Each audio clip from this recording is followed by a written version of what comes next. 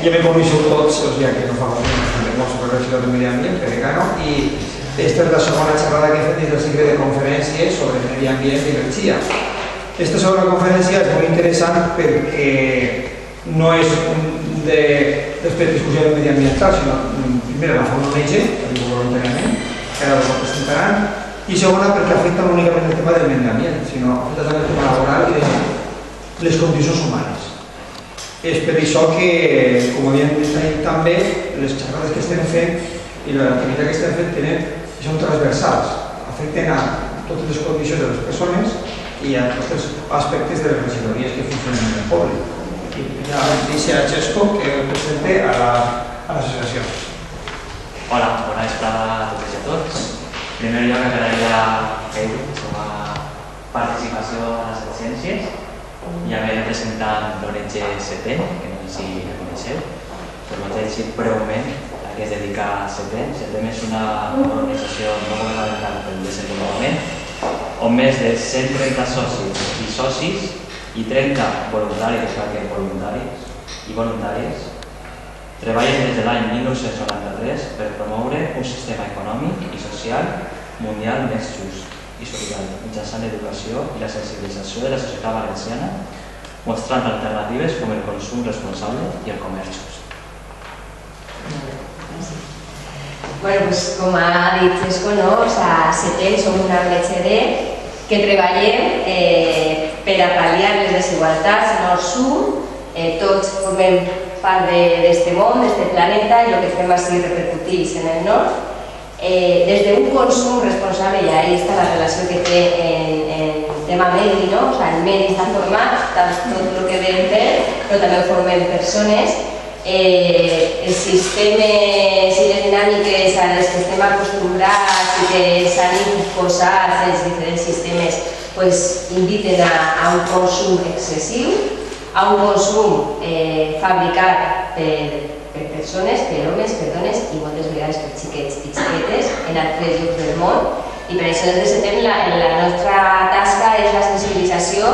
El primer, al voltant del consum responsable, consumim de manera responsable, averiguem què n'hi ha darrere de lo que comprem i en aquestes coses, aquests productes que així usem, consumim i no, perquè nosaltres apostem, per supost, per lo local, lo de proximitat, tot lo d'ací, perquè moltes més de les ONGs quan treballes en altres països, no sempre te diuen, i més en els temps de crisi que vivim, no? Vos preocupeu molt per les d'allà i les d'ací, per supost que apostem per lo d'ací, lo local. O sigui, no té sentit, sempre tenim una tenda que venim a València, tindre confitura de taronja, no? Perquè no té sentit, però per exemple cafè, que consumim tots i totes. La xocolata, que també consumim. Hi ha molts productes que així estan integrats en el nostre dia a dia que no fabriquem així, que se produeixen en altres països i no en les millors condicions, explotats, amb una explotació infantil, algun no respecta el medi ambient, se deslocalitza la producció, se porta a altres llocs on tot val, on és més barat, on no hi ha drets a sindicalitzar-se de les persones, on no hi ha uns mínims garantitzats de salut, d'horari, d'hores laborals. Ara hem volgut parlar un poc més de la campanya Romaneta perquè cafè podem consumir o no. Però t'agrada no robar, tots i totes, consumim, portem, comprem, i per desgràcia la gran majoria de la roba que així comprem no està fabricada en el nostre territori. Sempre apostem, quan després vindrà el debat d'on comprem i on anem, anem a el mateix, apostar per l'ací, mirar les etiquetes, mirar on està fabricat. El comerç just garanteix que les etiquetes vinga identificat la fabricació d'aquest producte, si és cafè, si és xocolata, si és roba. Doncs, vos donaré algunes pistetes, però abans de començar a parlar de la campanya Romaneta, el que reivindiquem, el que fem i per el que lluitem, tal qual estareu sentats, mireu si les etiquetes. A veure, on estan fabricades i les samarretes, bruses, les que no retallem.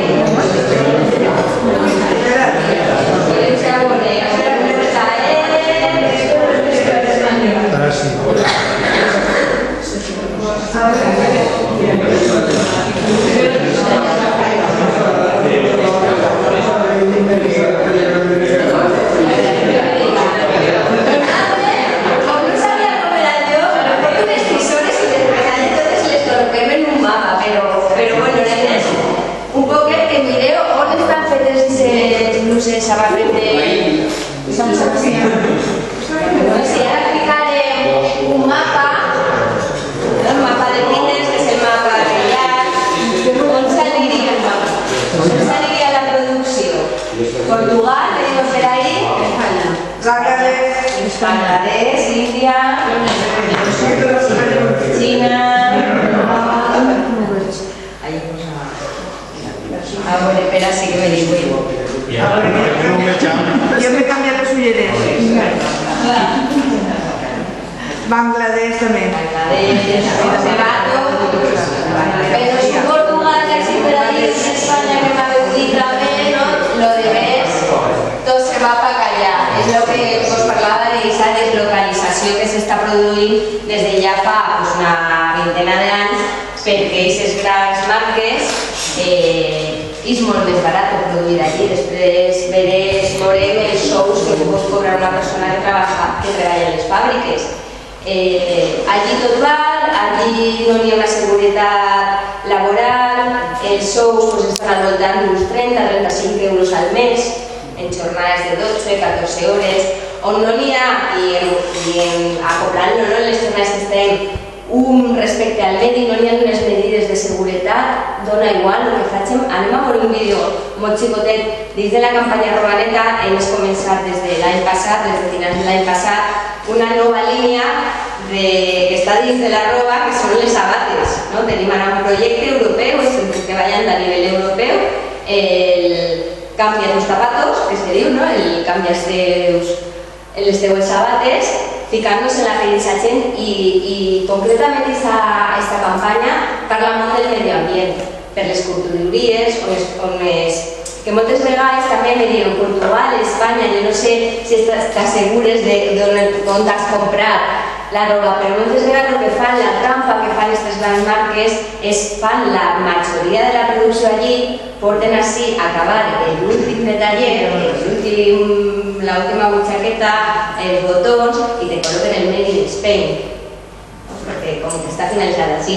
En les sabates hem començat a investigar i passa això, moltes marques espanyoles bones que creiem que estan en uns codis de conducta i que estan donant treball així també, però també diguem, bueno, és defendre els d'allà, però també és reivindicar treball així, ara mateix que no n'hi ha, no? És molt més barat pagar 30 euros al mes a una persona allà perquè saben que si no van a permetre-ho. No sé si vareu veure el programa que va fer l'Évole farà un parell de mesos, en la sexta, on se parlava, i se'n van anar a les fàbriques, com allí tot val i tot se permet. Nosaltres tenim també dins d'aquesta campanya fa uns anys una subcampanya que seria No Sandblasting. ¿Sabéis lo que es el sandblasting? No. No, sandblasting en la roba es este efecto de desgastar que por tener en los vaqueros.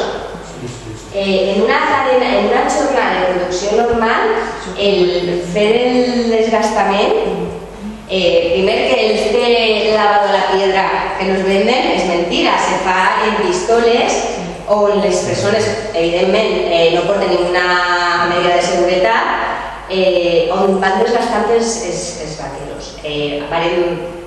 Vam fer un estudi i aproximadament se contaminaven 8.000 litros d'aigua en una jornada, una mitja jornada d'ací, que allí evidentment se multipliquen per 3 perquè les jornades són de 12, doncs 8 per 3, 24.000 litros d'aigua bruta que tiraven als rius més propers a la fàbrica, perquè ara us dic, no n'hi ha ningú control sanitari, medioambiental, no n'hi ha per les persones i per supost, clar, al medi molt menys, no? Entonces, des de la campanya i, a més de tota la contaminació que produïa, el mal que feien a les persones que estaven produint, no? Varen també, durant uns anys estar investigant i hi havia molta gent que enfermava de silicosis, això sí que vos sobre la silicosis, l'enfermedad dels mineros, i que arribaven a morir produint la silicosis uns càncers tumorals que en una fàbrica en un període de 5 anys van morir més de 54 persones, tots vinculats a problemes respiratoris per aquesta exposició. O sigui, no compraven ni les mascarilles, els diners que té que invertir un Amancio Ortega, el senyor Zara, la segona fortuna més gran del món. Hi havia una maquineta, que és l'ideal, una màquina on fiques tots els vaqueros, tanques la porta, li dones a un botó i això fa fent l'efecte desgastat. Hi havia que invertir 10.000 euros en cada fàbrica, que diu, bueno, els diners per mi és molts diners, per ell no és diners, i tens els teus treballadors cuidats i en una qualitat de vida, s'entén que tenen que agarrar una enfermedad, o les mascarilles, no? O sigui, unes mascarilles d'estes que te poden accedir. Van aconseguir en alguns països que aquesta tècnica se anulara, se multara, se prohibera, però no se'n van anar a altre país, no? Van buscar altres països on més debilitats estan, on, sobre, en diners, compren els governs, compren... La campanya Roba la nostra tasca és de sensibilitzar a la població, però també fem aquesta pressió a nivell a la gent d'edat, no? Moltes vegades sí que és veritat que ens diuen, bueno, jo estic sensibilitzat, però si els d'edat no canvien, què podem fer? Entonces, després veurem les línies de treball que tenim, perquè tenim la investigació, o sigui, no denunciem per denunciar, tenim una tasca d'investigació, de sentar-nos en les marques, en els sindicats d'allí, quan se poden i quan les permeten, en les ONGs d'allí que estan treballant, no? Nosaltres sempre jo dic que som l'altaveu, o sigui, a mi els companys de la campanya Robaneta és una campanya internacional, en Espanya la lidera CETEM, però està formada per sindicats, per associacions, per ajuntaments, per associacions veïnals, qualsevol que se vulgui sumar a la campanya com a entitat se pot sumar i quan més siguem més participarem. A nivell nacional CETEM liderem aquesta campanya, però és una campanya, com vos dic, internacional en tots els països d'estat i en terreny, en els països més afectats, com poden ser Xina, Índia, Turquia, Portugal, també es comença a estar per això, perquè s'està buscant els països en Europa. N'hi ha ja llocs també on s'estan aplicant les mateixes condicions laborals.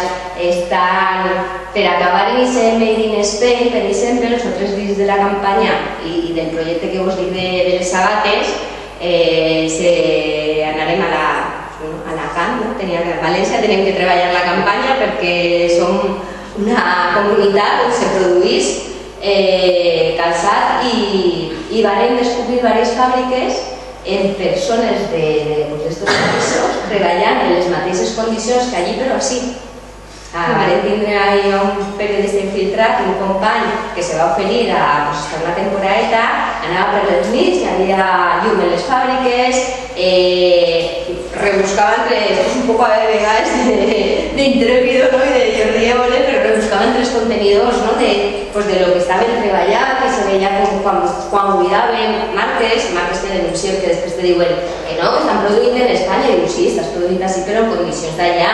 De fet, en una d'elles que se sospechava que estaven passant coses més greus, se va cridar a la policia i quan van obrir n'hi havia allí 30-40 persones, xinesos indis, treballant a les 4 o 5 del matí, rotllo maquila, fàbrica, sí, te fica el Made in Spain, però t'has portat rotllo mafia a tota la fàbrica d'allí, així, per a poder garantir que estàs produint de manera local, en condicions de vida com les d'allí. A la gent vivint de la fàbrica, dormint allí, parant 20 minuts per a dinar si es deixen, com passa, no? Que no se poden alçar ni per anar al quart de bany, perquè tenen que produir.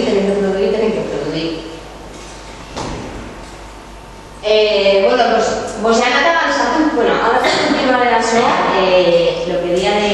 Anem a veure uns dels vídeos que queda com molt clar. A lo que estem acostumbrats...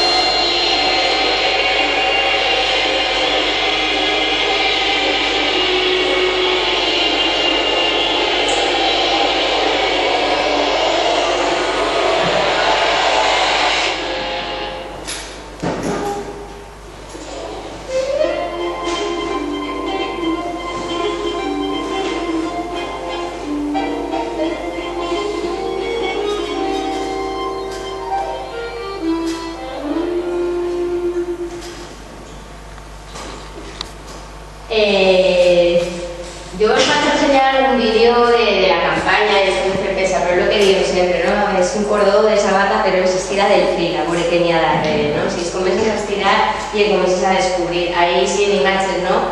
En el tema sabates, el medio ambiente no se respecta res. Les curtidories, a més de les medides de seguretat de les persones que estan produint el cromo que porten les sabates, que en quantitats elevades, a més que poden provocar ferides als nostres peus, no ens ha passat a vegades en les sabates quan les comprem del xino, d'aquestes coses que te les piques i te rosa i te fa mal, i aquesta substància en contacte amb la pell molt de temps pot provocar aquestes ferides. Imagineu la gent que està treballant sense ninguna medida de seguretat i les instal·lacions que tenen moltes vegades l'aclarar aquests espais és el riu més proper. Entonces, a nivell medioambiental se genera una contaminació, un residu molt elevat. Entonces, aquestes fàbriques van a aquests llocs perquè saben que així a Espanya no se va permetre. Tenim un consellera de Medi Ambient que segur que pot sabrà més que jo en aquestes coses de tenir unes legislacions, unes mesures que tenim que tindre en compte per a poder produir i fabricar. Entonces, allí, com dia, no hi ha aquests controls, no se mira la contaminació i allí és molt més fàcil.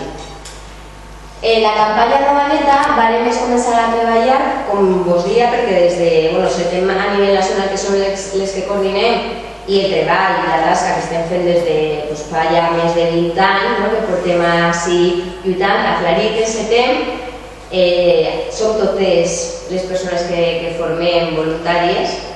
Ara mateix, en algun moment hem tingut personal laboral amb projectes executant, però setem no té sentit sense el voluntariat, igual hi ha una persona, dues persones treballant, però si n'hi sos 30 voluntaris que estan recolzats del treball i que no s'encarreguen de ser altaveu i de comptar, descomençar, perquè sempre diguem, per nosaltres, per lo local, per lo d'ací, per fer el canvi jo, el meu entorn, la meva família, els meus xiquets, els veïns, contar-li poquet a poquet, el boca a boca va fent que la gent se vaig adonar. Vam començar a treballar el sector textil, portava ja molt de temps treballant en el que era tot el tema alimentació, perquè, a més d'adonar-nos que cada volta més s'estava deslocalitzant i s'estava portant a aquests països, per la situació com apareix ahí, per les condicions de treball en les que estan les persones, perquè és una indústria on la mà d'obra és molt elevada, les màquines, la roba, les sabates, el fabricar, encara no fan, encara que cada volta més els robots substitueixen a les persones, però el sector roba i els tallers és una mà de treball, una mà d'obra principalment de persones. Treballem perquè el comerç just és un dels nostres pilars, defensa sempre la igualtat de gèneres. El comerç just té 10 principis i un d'ells és el respecte entre homes i dones, perquè si així encara a les dones ens falta per aconseguir un reconeixement de drets i continuen havent situacions de discriminació allí, en països pobres, per ser pobre, per ser dona en situacions i en aquestes fàbriques concretament on el 80% de les treballadores són dones, n'hi ha una forta pressió i moltes situacions des de violacions en fàbriques, a maltractament, els homes no s'ho fan, a més que estan als càrrecs de les fàbriques. I perquè també es començarà a treballar perquè, el que vos deia al principi de la xerrada, tots consumim roba. El cafè me pot agradar o no me pot agradar, la xocolata me pot agradar o no me pot agradar. Jo puc prescindir a vegades no fer de la tableta de xocolata, però vestir-me me tinc que vestir. Entonces, encara que n'hi ha cada volta més iniciatives i més formes de poder trencar en aquesta cadena i en el que ens han imposat, sempre un parell de voltes 3 a l'any tenim que comprar-nos roba. Com dia, per què se'n van allí? Perquè la mà d'obra és molt barata, perquè no hi ha ninguna cobertura social, on els sindicats estan prohibits, entonces, pues, bueno, totes les reivindicacions que igual hem aconseguit així, encara que en els temps que corren s'han anat perdent, però tot aquest treball, aquesta organització i l'existència de sindicats per a reivindicar els drets de les persones, pues, en el moment de sindicalistes pot ser despedit o pot ser amenaçat, on n'hi ha, o sea, en aquests països els interessa que aquestes fàbriques arriben i tenen les zones francas que llamen, esas zones para permitir, ahí es terra de ningú i ahí se permet tot, on fiquem ahí unos controles medioambientales i on tot el món se lleva de damunt la responsabilitat perquè se basen en la subcontratació. O sea, tú preguntes a una fábrica que está produciendo allí, te digo que yo he contratado a este, pero si he de contratar a otra persona, yo ya no sé. Que es lo que siempre les digo, ¿no? Nosotros desde la campaña reivindiquem, apropem a la societat el missatge, però se senten també en els polítics representats i en les marques, no? Fem una tasca de denúncia en elles. I, per exemple, els companys de SETEM Galícia se senten en Inditex i sempre ens diuen que ells no saben que han contratat a la fabricació d'una persona que diu que complís els codis de conducta, que diu que està pagant el salari digne a la persona i ells se creu això, però si tu aquesta persona subcontratada és una cadena que te perds en ella i no saps com arribar a qui és el responsable de què. Entonces, pues bueno, se basa en la subcontratació. Per exemple, una samarreta així de disseny d'alguna d'aquestes marques que pot costar uns 30 euros, un 29.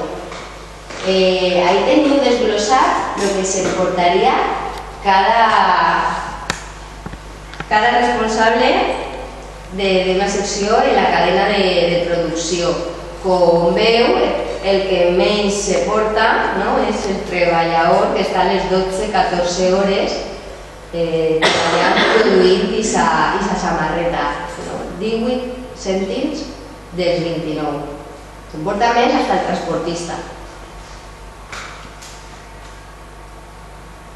De 7 se'n portaria el que és la tenda, la marca els 3 euros, els materials 3 euros, els transports, i el tema del transport també, que ahí també està el tema medioambiental. Per això sempre diguem, aposta per lo d'ací té molt més sentit evitar-te una roba que ve des de la Índia fabricada des d'allí, ve a través de barcs, d'avions i estan generant també combustibles i una contaminació medioambiental. Els intermediaris, la fàbrica de Bangladesh, gastos generals, però bueno, a fi de comptes, els d'aquests 29 euros que jo estic pagant s'estan portant 8 persones diners d'aquesta samarreta, però el que menys se porta no és la persona que la fabrica. Salaris. Aquí tenim també el que s'està pagant actualment a aquests treballadors i treballadores que produeixen la nostra roba. Nosaltres des de la campanya, una de les principals reivindicacions és la de salaris dignes a les persones que produeixen. Salaris dignes ajustats a la realitat del país. Evidentment, el salari no seria el mínim, que diguem així, és el digne per a permetre viure a aquesta persona a pagar el seu lloguer, a tindre dinar, a saber fills o filles que puguen anar a l'escola, si fica algú malalt, poder comprar la medicina que toca. La realitat dels països del sud, de països en vies de desenvolupament, és molt inferior a la nostra. Però bueno, en Bangladesh, per exemple, que és un dels llocs on menys s'està pagant, con 260 euros més o menys, una persona viu dignament. Encara que aquestes grans marques se porten aquesta fabricació allí i paguen aquests salaris, estan guanyant molt més que si produïren així, perquè així legalment, com a mínim tindrem que pagar el salari mínim i és molt més elevat, però que tampoc li treballen a ningú per aquestes jornades i aquestes formes de treball. Entonces, si pagues 260 euros i pot viure la gent dignament, una de les coses que també ens diuen sempre és bueno que fem boicot, deixem de comprar i no, anem a reivindicar, és veritat, i recordeu dels testimonis del vídeo del documental de Boleno, la gent dia que comprarem, perquè si comprem, ells tenen treball. O sea, no se trata de boicotejar, esta gent també té que viure, però és de reivindicar, mirem, exigim a les marques que assumeixen les seues responsabilitats, els codis de conducta que des de la campanya demanem que firmen, que només és aquests mínims que tenen que complir, que siguin jornades de 8 hores, de 10 hores, segons la legislació del país, que si tenen que fer més i produir més, que hagin hores extres, que n'hi hagi un mínim de dies de descans, dins d'una jornada laboral que puguen parar a dinar, que apareguen aquests salaris dignes, aquests salaris mínims per a viure decentment, no que estem cobrant 28, el 60, que és el que s'està ara pujant un poquet, crec que estem en els 32 euros, 4 euros, però és el que estan cobrant aquestes persones que treballen 12-14 hores en aquestes fàbriques. Com vos dia, les marques se desfan de les seves responsabilitats, ells diuen que la culpa és dels proveïdors, de la gent que ha contratat allí. No sé si me'n recordeu, fa ja 3 anys, un incendi que ocorria en Bangladesh, en Inger, a la plaza. Nosaltres portem des de fa 3 anys exigint responsabilitats. Totes digueren que no treballaven en aquest edifici, van morir més de 1.300 persones, hi havia imatges superimpactants de gent. Jo quan fan les xerrades en els instituts els xavals me diuen sí, jo crec que la gent se tirava per les finestres i estaven tancats. Va saltar una xispa, el problema que va haver en la plaza és que va saltar una xispa en un edifici on se produïa roba sense ninguna medida de seguretat, se va incendiar tot. Era una època d'abril, ara que s'ha fet el tercer aniversari de la tragèdia, era època de temporada de canvi d'estació, de producció, una gran època de producció, i estaven tancats, en clau. Entonces no pogueren ser la gent que haguera accedit a la porta per així, per això així aquestes imatges tan impactants de gent votant des de les finestres. Marques que van aparèixer entre les cendres que diuen que no, fins que no anaven desenvolupant més i que això estava entre les cendres, com que no, tenien això, jo vaig contratar a aquesta persona, jo vaig contratar a aquesta persona, però si després ella se la va portar a aquesta fàbrica, jo me llevaré les mans, han mort 1.300 persones, entre ells i elles havien xiquets i xiquetes menors, tens que assumir, se va crear un depòsit per a pagar indemnitzacions.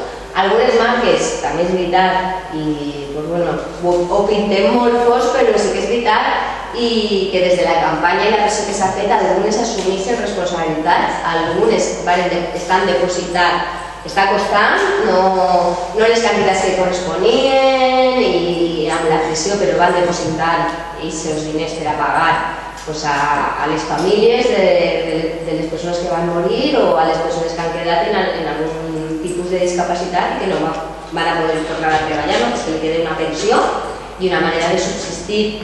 N'hi ha marques que se segueixen desentenent i continuen pressionant.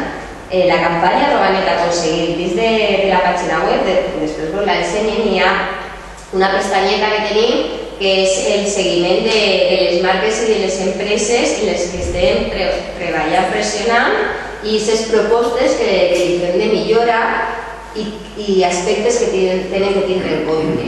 Tenim com diversos iconos, si tenen en compte el medi ambient, si han deixat d'utilitzar res que s'utilitzaven els plàstic que us he contat, si intenten trasladar criteris medioambientals com així, si estan pagant salaris més o menys equitatius, si ante les auditories que a vegades li demanem estan donen resposta. Entonces, bueno, sí que n'hi ha algunes que estan assumint responsabilitats, que estan canviant les seues conductes. No n'hi ha encara ninguna d'aquestes grans que ja puguem dir 100% pues, estan ja bé.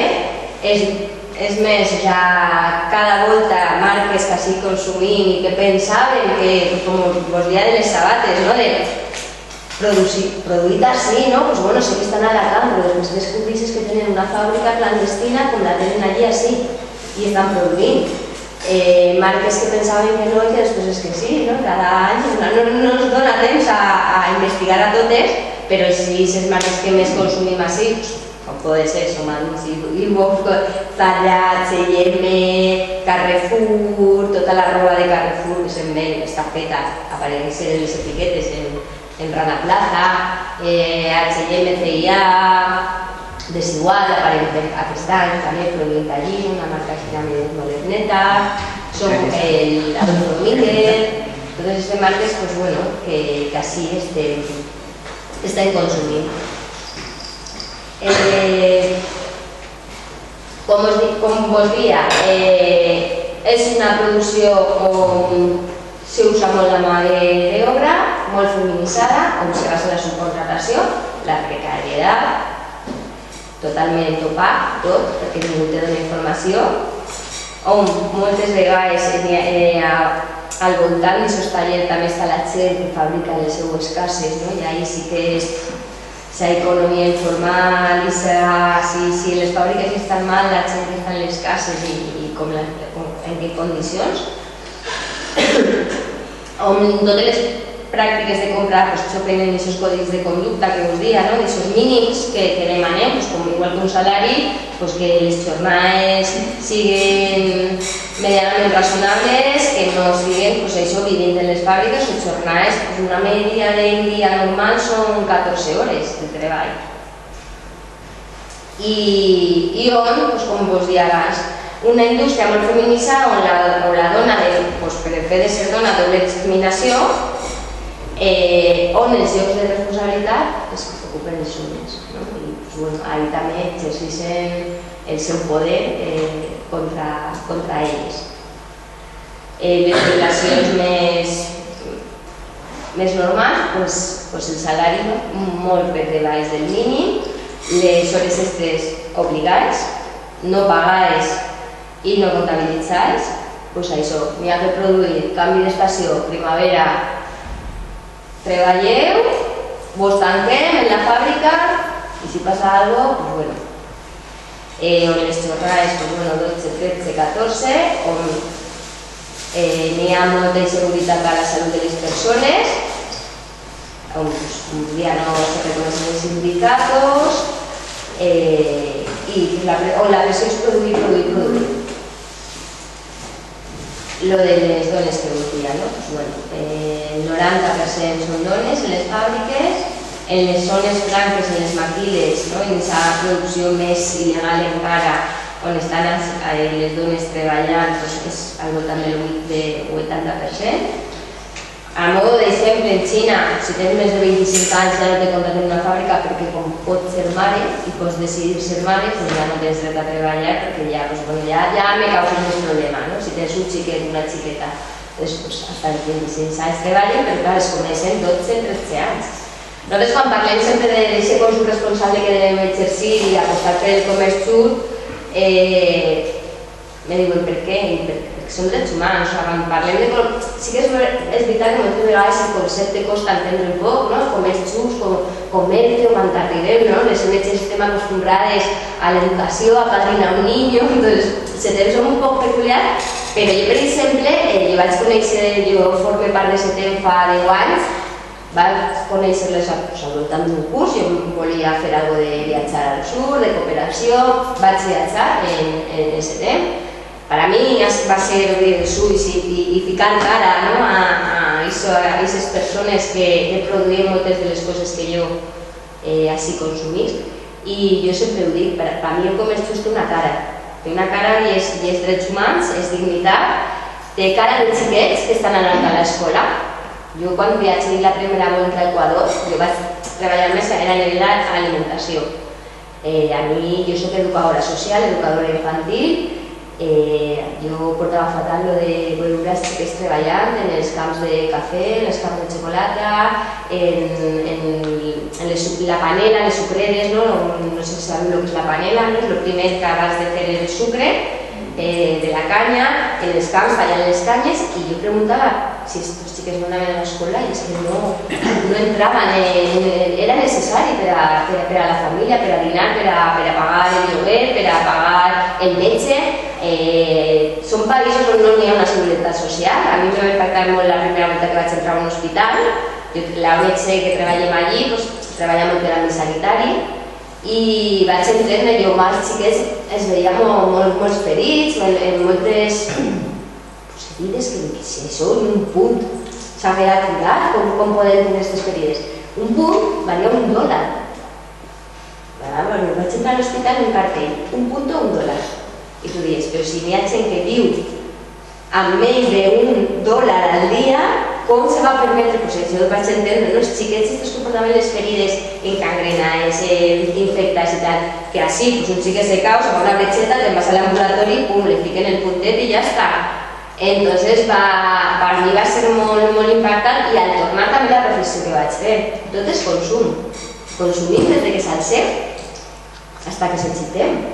O sea, consumim energia. O sea, jo sona el despertador i com moltes vegades és el mòbil i és la llum i és energia. Me dutxe i estic gastant recursos naturals, que és energia també. Me fico a veure les notícies i estic prenent la televisió. Me vist i estic consumint roba. Les ditxunes són productes que he comprat. Doncs tot és consum. On deposito els meus diners? Nosaltres també dins del setembre tenim la campanya de banca neta. Que n'hi ha darrere dels bancs, en què inverteixen, en armes, en guerres, anem a mirar. Per mi va ser, jo sempre dic, quan me pregunten per què setembre, perquè me va remenejar molt, perquè és veritat que dius consumís i moltes vegades també, quan parlem de la campanya, jo he sigut la jove adolescent i hasta no fa poc que m'anava de rebaixes amb les amigues i ui, mira que baratito, me lo compro.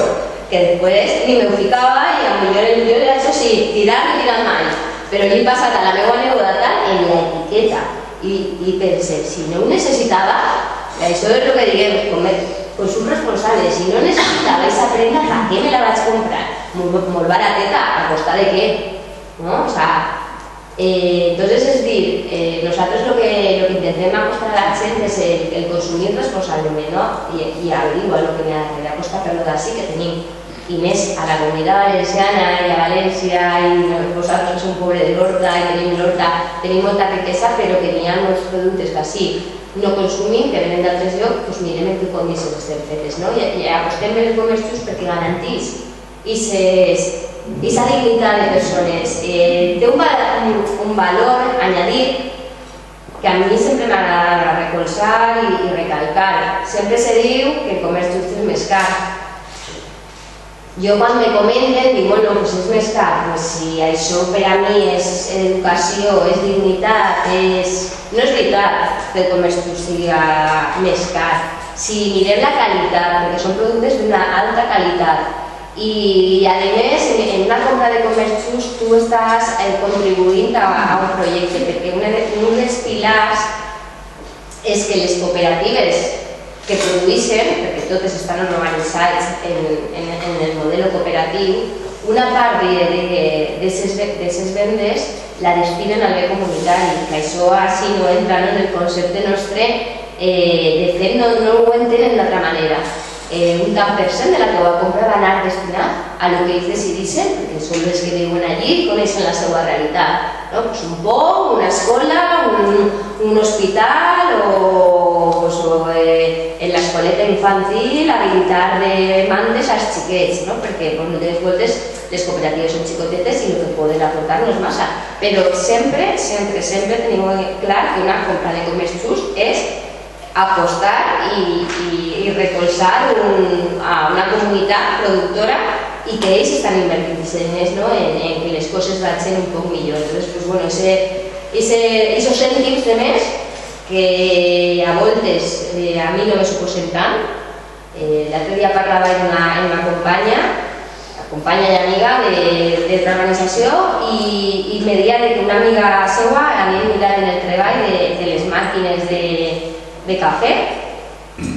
La diferència d'un cafè normal a un de comerç just era de 5 cèntims. Bueno, igual la gent que se pren molts cafès, al llarg del dia són 1.000 cèntims, no? Si te prens 4, doncs te prens 1 i dius, sí, sé que estic apostant per...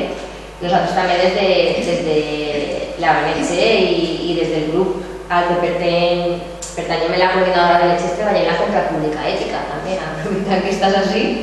Estem fent un catàleg, no? Perquè les administracions també invertiu diners i fem compres i moltes vegades l'altre dia es parlava des d'un ajuntament que estan les samarretes de l'escola d'estiu que igual apostem per mirar perquè per apostar per al futur nou que també està dins de la llista negra, no? Que saps que no és tanta la diferència, no sé si no crec que la diferència d'una samarreta d'una impremta normal a una de comerç just son 50 cèntims per samarreta, o sea que no és tant, ¿no? Entonces, pues això era la idea, ¿no? de contar-vos un poc en la campanya, que el que treballem són drets humans, que el comerç just i el producte responsable són drets humans, que portem, com veu ahir, des del 89 lluitant, com us deia al principi, que són més de 250 organitzacions i que se pot sumar a la campanya qualsevol associació, sindicat, organització de consumidors, de dones, veïnant, cada volta hi ha més gent sensible al tema i que se suma a les nostres reivindicacions. Que com dia l'objectiu és de denúncia les condicions laborals de la professió de la roba i el calçat per a millorar les condicions. I com deia al principi, no treballem només en la sensibilització de la població, aquesta és la primera línia, la de mobilització social, que la gent sàpiga, perquè si tu saps. Nosaltres tampoc ens agrada, jo crec que també a mi me va enamorar un poc aquest temps perquè me donaven informació, jo te compte, tu decidisses. No ens agrada assenyalar el dit.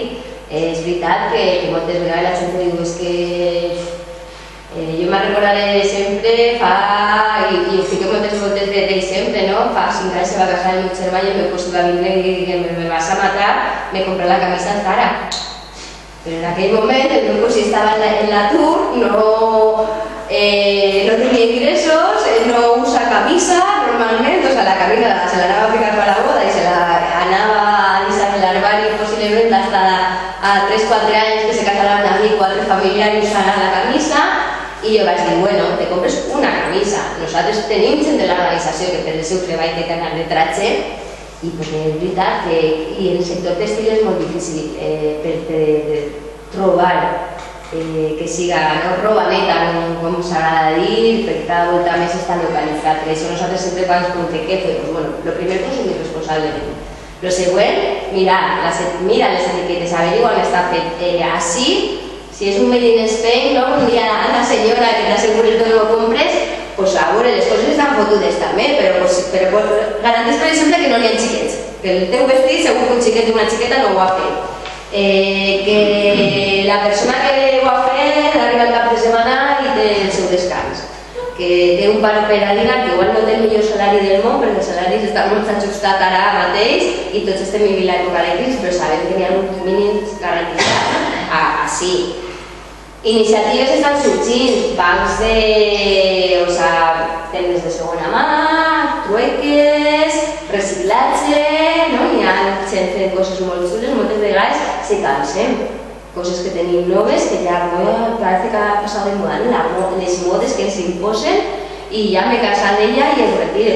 Xica, igual si és un vestit ja el retalles i le lleves una manga i te fas altre estil, per a evitar aquest consum al que invitem. L'altre dia parlava en una gent que nosaltres hem treballat molt en l'escola de disseny de la Universitat de València i es deia que antes eren les col·leccions anaven vinculades a les temporades i que ara pràcticament totes les setmanes hi ha una col·lecció nova de roba. O sigui, és produir i acumulem molt. Entonces, pensem, mirem el que tenim. Jo sempre dic, necessites, si m'ha trencat un pantaló, necessito un pantaló, doncs me compre un, perquè necessito un, no me compre 4 perquè és molt baratet, que que ho feia abans, que ho reconec, de mira, voy que trabajamos con mis amigas y ala, que baratito, pero que després això no ho necessitem, no? Entonces, la primera part és esa de reivindicació, sensibilització, la d'investigació que us dia, nosaltres totes les dades que aportem és perquè estem segurs i perquè portem un temps investigant i treballant amb les temàtiques. La solidaritat directa a les persones d'allà. La campanya Robaneta està així, però està en Índia i ells són els que tenen la veu allí i ells són els que ens tenen que contar i recolzar-los si fa 3 anys en Rana Plaza a les víctimes, als familiars i estar exigint a aquestes marques que paguen la seva responsabilitat perquè per la seva culpa han hagut més de 1.300 persones mortes. Doncs com torna a dir, vull la meva Robaneta, no? La campanya Roba Limpia és per algo, no? De no vull una roba tacada o una roba que neve drets, com per a mi és tan bàsic el de l'educació als xiquets i a les xiquetes, no? I, pues bueno, com us deia, la denúncia, el diàleg i el sentar-nos en aquestes persones. Te denunciem per això. Pots canviar, canvia-lo. Treballem juntament per a veure com podem fer. T'assessorem, mirem, treballem, però sentar-nos. És molt difícil, no ens obrin la porta fàcilment perquè no ens interessa el que anem a dir-los, a contar-los i perquè ells només miren el benefici econòmic i, pues bueno, marques o cadenes, no? Com diem Inditex, que ara mateix és una de les fortunes més grans del món, tenen uns beneficis altíssims. Per exemple, com es deia, quan la Rana Plaza Benetton tenia que aportar, crec que era al voltant de 1.600.000 euros a aquest fons que se va crear per a pagar a les víctimes per la producció que tenia en la fàbrica. Va dir que era accessible, que hi ha diners, però aquest any en el balanç, en els comptes i en els beneficis havia tingut, crec que eren 60 milions, o sigui, demanava 1. Te diuen, no en les auditories te correspon pagar a nivell sancional, a nivell d'assumir la teva responsabilitat, era massa, un Benetton, perquè va tenir això, 160 milions de beneficis aquell any, l'any que va passar tot. Primen només recomanacions, com us deia, exigir, transparència, saber. Jo com a consumidora tinc tot el dret del món quan vaig a una tenda a preguntar on està fent, també sempre diguem, i perquè el nostre és molt econòmic, és consum, és comprar, són diners. Jo decidís, ara que es tornen a haver eleccions, l'opció que jo tinc per a decidir o per a elegir a qui vull que me representi són les urnes. L'economia que jo vull la faig jo en els meus diners. Jo tinc els meus 20 euros i jo decidís què vull apoyar, què vull recolzar. El xicotet negoci local del barri, la fruteria al costat de ma casa, que conec a la família, o me'n vaig al Mercadona i compre taronges que venen de la Xina, envasades, en plàstic, contaminant, que no miren res. Entonces, la economia que jo vull la tindré que decidir en el poder que jo tinc, en tindre els diners en la mà i per què ho haig apostar. Per anar-me a la tenda de barri, per anar-me a buscar una marca espanyola i dir, pues bueno, podrà tenir les coses males, però sé que menys mal que l'altre i apostar per fer aquestes iniciatives, no? Entonces, la nostra resposta, i jo puc demanar una tenda. Nosaltres tinguem una campanya, quan vam començar a treballar a València amb la campanya, era d'anar a per exemple, i preguntar a la xica que ens tenia on estava feta la meva prenda, que no sabia. La xica és una treballadora i sempre diem als voluntaris que anaven.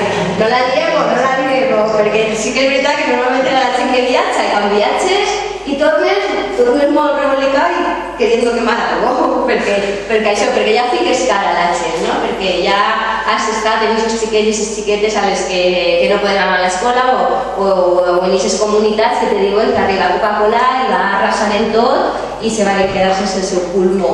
A mi em va passar, jo vaig estar, jo en el meu país de referència, jo sempre he viatjat, he sigut a Equador, he pogut comprovar, fa 2 anys va ser l'última volta que aní, com ara mateix els xiquets que treballaven la primera volta que aní fa 7 anys ja no estan treballant a l'escola, com les cooperatives estan recolzant a la seva comunitat, com estan donant suport al desenvolupament, com estan vivint dignament al voltant de ficar-se a treballar en el comerç Però nosaltres li demanàvem informació a la xica de la tenda i no sabia, no sé, pues digués, pues bueno, pues vull parlar amb una superiora teua, no?, perquè me conte, i tampoc sabia. Entonces, ficant una reclamació, tots els establiments tenen que tenir un llibre de reclamacions, digui, jo no estic en contra de treballar, sí que és un treballador, jo ho sé, però vull informació de la seva roba i no me la donen, no la tenen, no la saben. Miren l'etiqueta i me diu que està fabricat en Bangladesh, en Índia, però vull saber en què condicions està la gent. El comerç just sempre te porta la direcció completa, el CIF de la cooperativa que te ho fa perquè tu si vols investigues i mires. En la roba és més difícil, però en els productes d'alimentació moltes voltes te ve hasta identificat a què va anar aquesta part que ells destinen per a recolzar la seva comunitat, com us deia, una escola, un centre sanitari, una infraestructura de carreteres per arribar al poblet al costat, que és on està l'ambulatori, és impossible, te ve identificar, no? Entonces tu saps quan estàs comprant que vas a recolzar una escola o un hospital. Entonces, es compta, no? Vull saber què n'hi ha darrere de la meva roba i no tinc aquesta informació, entonces ficar-me en la reclamació. Entonces, bueno, mai nos contestaven, però era una manera també de dir jo com a consumidora tinc dret i reivindiqué el meu dret. Bueno, ahí teniu, ¿vale? Esto es un poco lo del consumo responsable que vos he contat. Vaig a ficar-vos... Esto es una bellena del roto, no sé si coneixeu a este dibuixant, ¿no? Pues bueno, la ropa de marca traía manchas de sangre y resto de cascotes, caprichos de la moda. Esta roba tacada de sang. Vaig a ficar-vos també un vídeo molt significatiu. Com vos diem, nosaltres us presentem, s'agrada contar-vos, que tingueu la informació, donar consells, pistes i cadascú decidís, no ens agrada assenyalar el dit, fer sentir mal, és per pensar, no? I per això a mi me va agradar perquè me va fer recapacitar i vaig canviar moltes formes de consum del meu dia a dia, encara que 100% ficava en la diapositiva, no us martiritzeu perquè conforme està muntat el sistema és molt difícil ser 100% ètic perquè moltes voltes no ho trobes, però si tenc clar, ho compre perquè aposte, si puc comprar ecològic, ho compre, mire darrere què hi ha de la meva roba, apostar des de ja fa un temps per després de segona mà, que estan superbé i n'hi ha coses superxules, igual que jo retirar roba meva en l'etiqueta, les trobe també, i dius, i no estic generant, comprar més i acumulant. Vaig a ficar-vos el corn de talla 38, on el 38 és molt significatiu, perquè, a part de ser una talla i els cànons que s'hi posen a les dones i tornant de les dones, és en el país on es fabricar, que és el que cobren, però no vos contem. A veure, se sent bé? Home, sí que se sent bé.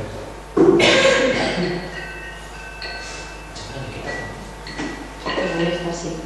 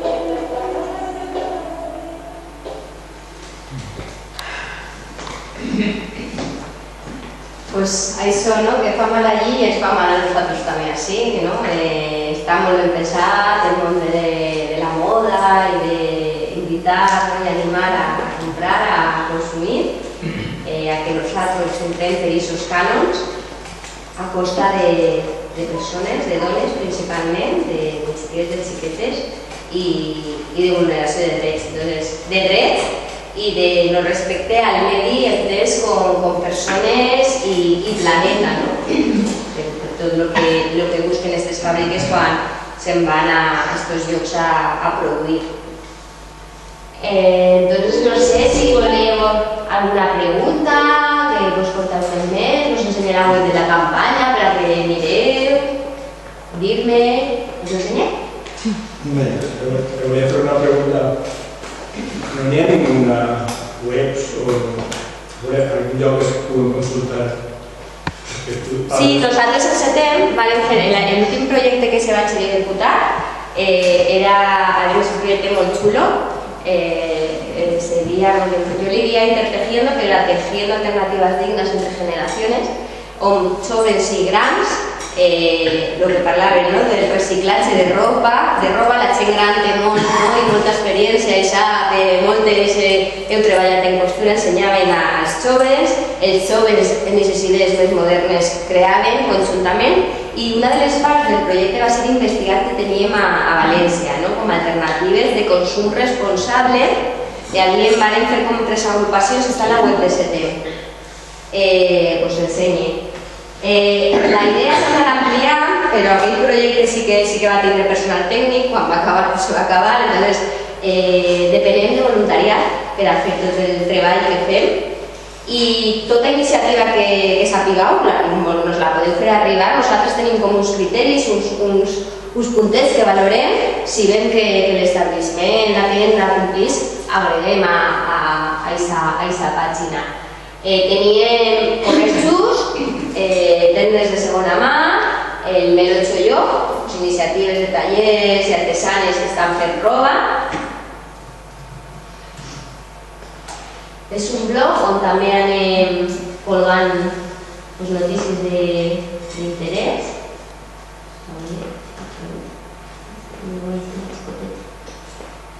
Tejiendo alternatives, veu? A mi s'ha punxat.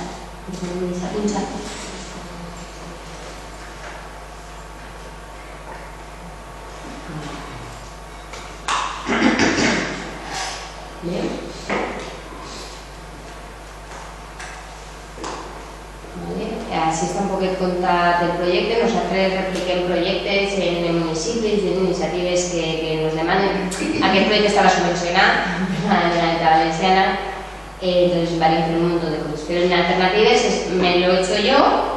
Entonces tens un llistat de tendes, de artesans, d'iniciatives a la Comunitat Valenciana on pots trobar aposta per aquestes persones que estan fent altres tipus de modes. Les tendes de segona mà també és una opció, les que n'hi ha. Teniu ahí un llistat en les webs que us redirecciona, les direccions físiques.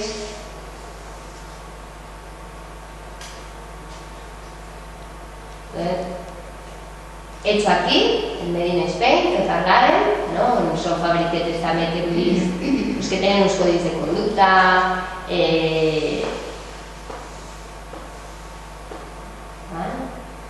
en compra online, en un muntó.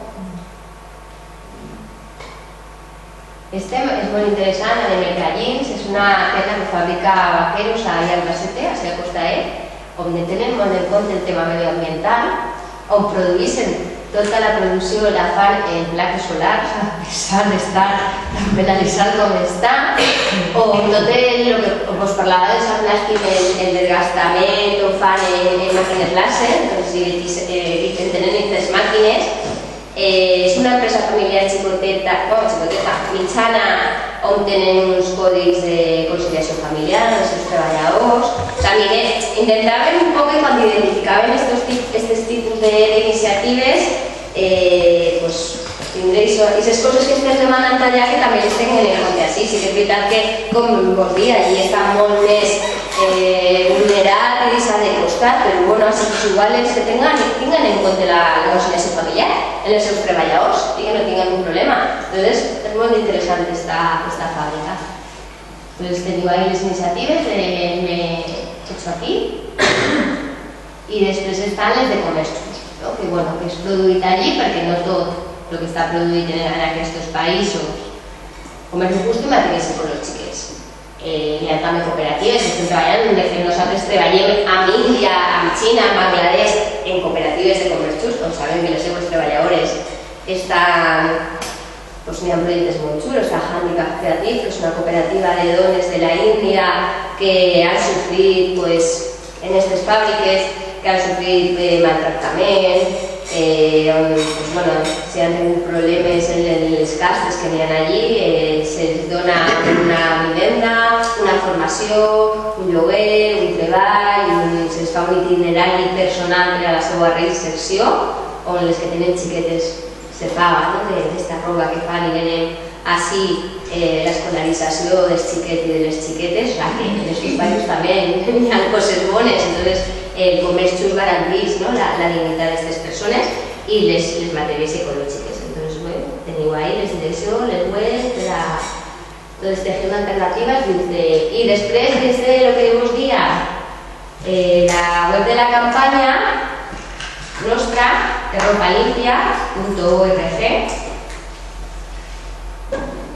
i així teniu, ahí està ja lo de Sabates, que és el més actual, perquè és el projecte que estem ara mateix tenim en marxa. La campanya romanesa no té financiació de ninguna entitat perquè fem denúncia, i així nos van donar a entendre que les marques tenen poder allí, però així també tenen. Nosaltres vam estar diversos anys recolzats per l'Agència Espanyola de Cooperació, en el que era el tema de la ECI, en la campanya, però arribava un any que quan vam formular el projecte, la campanya és una campanya de denúncia, ens van aconsellar que no diguérem noms. Entonces van dir, no té sentit una campanya de denúncia si no podem dir noms. Entonces, ja deixarem de tindre la subvenció, però nosaltres diguem, és igual que la de Banca Limpia, Banca Armada, en contra, per el mateix, finances ètiques, que és l'altra línia de treball de CP, pues el mateix va passar l'any següent.